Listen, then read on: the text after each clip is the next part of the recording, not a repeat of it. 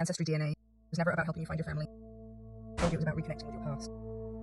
Told you it was about discovering your roots, your lineage, your history. They lied. Ancestry DNA was never about helping you find your family. It was about tracking bloodlines. It was about finding lost kings, rulers, and disruptors who once threatened the system. The ones who have returned in new bodies, new lifetimes, new identities. Because history is not linear. It loops. And the rulers of today, they know that their old enemies are being reborn, and they don't do anything to stop them from waking up. They can trace every bloodline, every descendant, every possible return of an old ruler, an exiled king, or a lost revolutionary. And if someone is born with the wrong DNA, a genetic signature that once belonged to a threat to their system, they know immediately, and they can stop them before they wake up. Do you really think the elite care if you're 5% Viking or 10% Italian? No. For thousands of years, power has been passed down through family lines. Not because of wealth, not because of privilege, but because of something deeper. Because certain souls always return to the same genetic pools. The rulers of the past knew this. That's why they practiced inbreeding to ensure their own souls would return to their own dynasty. Kept extensive genealogy records so they would always know who belonged to which bloodline. Created secret societies that only accept specific families because they believe power reincarnates within their lineage. They have always been obsessed with tracking souls through DNA. Now with modern technology, they don't have to guess anymore. The real reason they launched mass DNA collection programs was to find and neutralize threats before they wake up. Look at what happened the moment DNA testing became popular. Intelligence agencies gained access to private DNA databases without consent. Genetic data was bought, sold, cross-referenced against historical bloodlines. Ancient royal lineages, fallen empires, and revolutionary leaders were mapped to their modern descendants. They're searching for someone, or rather many someones. The ones who opposed the system before. The ones who once sat on thrones they were never meant to return to.